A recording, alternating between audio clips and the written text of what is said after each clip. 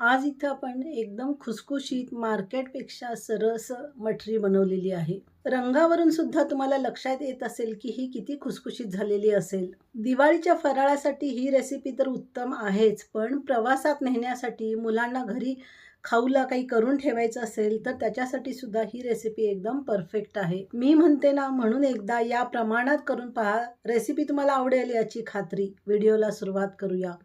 रेसिपीसाठी लागणारे इन्ग्रेडियंट मी सगळे स्क्रीनवर दिलेले आहेत. याचे सगळे मेजरमेंट मी डिस्क्रिप्शन बॉक्समध्ये देत आहे. इथं मी 4 कप मैदा घेतलेला आहे. वजनी अर्धा किलो आहे.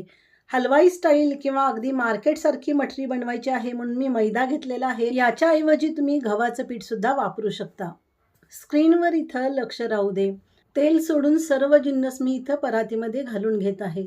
मठरीमध्ये काळी मिरी वापरताना खलबत्त्यामध्ये जाडसर कुटून घ्यायची. खूप एकदम त्याची पावडर करू नये. जाडसर कुटून झाल्यानंतर स्क्रीनवर दाखवल्याप्रमाणे एका प्लेटमध्ये चाळून घ्यायची आणि खाली जी पावडर आहे ना, ती आपल्याला इथं नको आहे. त्याच्यामुळे मठरी काळपट होते. म्हणून आपल्याला वर जे चाळणीत चाळून जाडसर क्रश आहे ना, ते मठरीमध्ये वापरायचं आहे. ही गोष्ट लक्षात असू दे. तयार करून घेतलेला क्रश मी हातावर दाखवत आहे. यामध्ये कुठलीही पावडर नाही. अशी जाडसर क्रश केलेली मठरीमुळे मठरीमध्ये मिरीचा स्वाद तर लागेल, पण कलर सुद्धा मेंटेन होईल. कसुरी मेथी सुद्धा हातावर थोडीशी चुरून घालायची, म्हणजे त्याचा स्वाद रिलीज होतो. याच पद्धतीनं हातावर चोळून ओवा घालायचा आहे. ही मठरी खुसखुशीत व्हावी आणि तेलकट होऊ नये म्हणून आपण इथं रवा घालत आहे. याच्यासाठी चिरोटे रवा वापरायचा. सर्व जिन्नस एकत्र मिक्स करून घ्यावेत आणि पिठाचं आळं करून घ्यावं. याच्यासाठी जे आपण मोहन वापरणार आहे ते कच्चं तेलच वापरायचं. तेल अजिबात गरम करायचं नाही.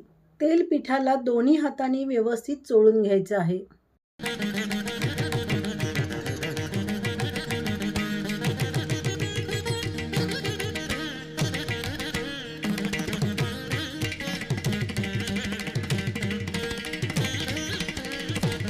स्क्रीनवर बघू शकता, पिठाची मूठ बांधली तर मूठ बांधली जाते आणि सोडली तर ती सुटली जाते. म्हणजे आपलं इथं तेलाचं मोहन एकदम परफेक्ट आहे. आता सगळ्यात महत्त्वाची गोष्ट, पीठ मळण्यासाठी आपल्याला इथं कोमट पाणी वापरायचं आहे, वॉर्म वॉटर. इथं पीठ मळण्यासाठी सुद्धा जे पाणी लागणार आहे त्याचं सुद्धा प्रमाण मी दिलेलं आहे. पीठ मळताना अगदी थोडं थोडं पाणी घालायचं आणि अगदी पुरीपेक्षा सुद्धा जर घट्ट मळता आलं तर तसं पीठ मळून घ्यायचं. लक्षात असू दे, पीठ किती घट्ट मळलेलं आहे ना, त्याच्यावरच मठरीचा क्रिस्प हा अवलंबून असणार आहे. त्यामुळे पीठ अजिबात मऊ करायचे नाही.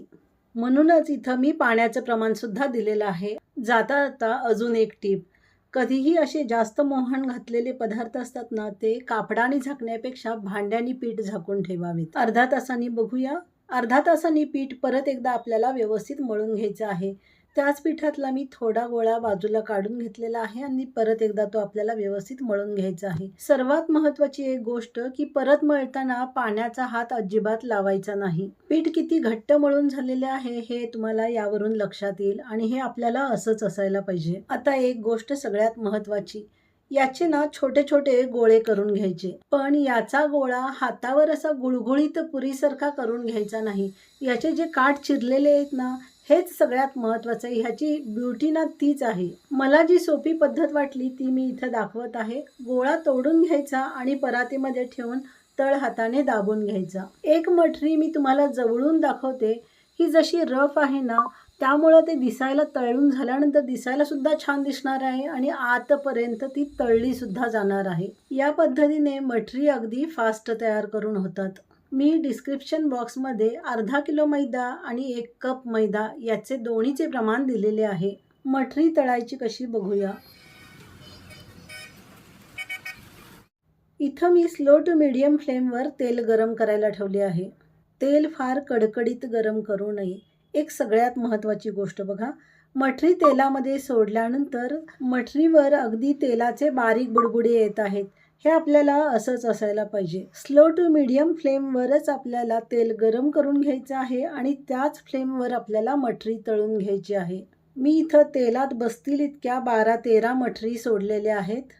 मठरी तेलामध्ये सोडल्यानंतर जोपर्यंत तळून आपोआप वर येत नाही तोपर्यंत त्याला अजिबात झारा लावायचा नाही.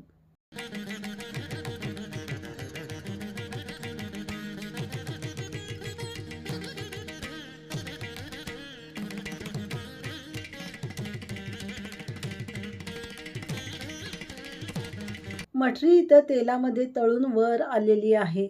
खालच्या बाजूनी सुद्धा याला गोल्डन रंग आलेला आहे आणि आता आपल्याला ती सगळी पलटायची आहे. मठरीसाठी सारखं उलटपलट करू नये.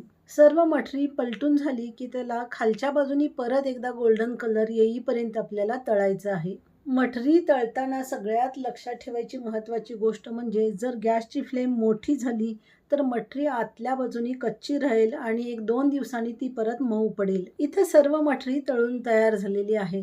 लाईटमुळे थोडासा रंग याचा पांढरट दिसत असेल, पण ही मठरी व्यवस्थित तळून झालेली आहे. दिवसाच्या प्रकाशात याचा उजेड मी तुम्हाला दाखवते. स्लो टू मीडियम फ्लेमवर जर मठरी तळली ना तरच ती आतपर्यंत तळून होणार आहे आणि क्रिस्पी होणार आहे. आणि दिवसाच्या प्रकाशात याचा कलर तुम्ही बघू शकता. ही तयार झालेली मठरी, रंग, चव आणि याचा खुसखुशीतपणा सगळ्याच बाबतीत एकदम परफेक्ट रेसिपी आहे. जे व्ह्यूअर्स घर बसल्या दिवाळी फराळाच्या ऑर्डर्स घेतात किंवा ज्यांना उत्तम चवीचं खायला आवडते त्यांच्यासाठी सुद्धा ही रेसिपी एकदम परफेक्ट आहे. ही मठरी तुम्ही करून बघा, तुम्हाला आवडेल याची खात्री. इथं माझा व्हिडिओ मठरीचा कंप्लीट होत आहे. तुम्हाला हा व्हिडिओ कसा वाटला ते कमेंट करून मला नक्की सांगा. परत लवकरच भेटूया अशाच एका दिवाळी फराळाच्या युनिक रेसिपीसोबत. तोपर्यंत धन्यवाद.